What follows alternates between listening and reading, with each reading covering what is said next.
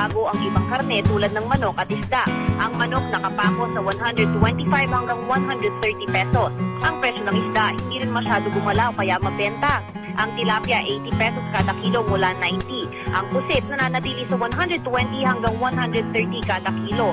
Depende sa laki ang presyo ng bangus. 85 pesos kada kilo ang maliliit, habang nasa 120 pesos naman ang malalaki. 120 pesos din ang galunggong.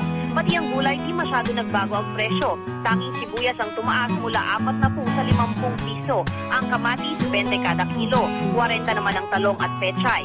60 kada kilo ang patatas. 5 piso kada tali ang kangkong.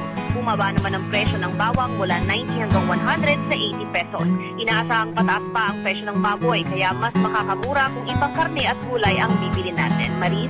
Maraming salamat, Nav Gonzalez.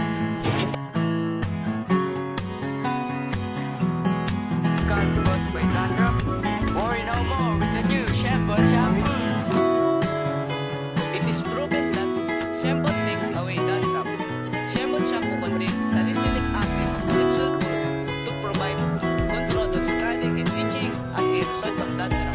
With each wash, Shampoo works not only to remove dandruff, but it also can repair damaged hair. It also conditions and strengthens hair too.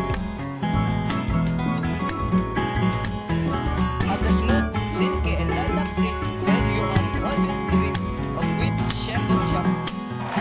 use this to get rid of itchy scalp and frizzy hair.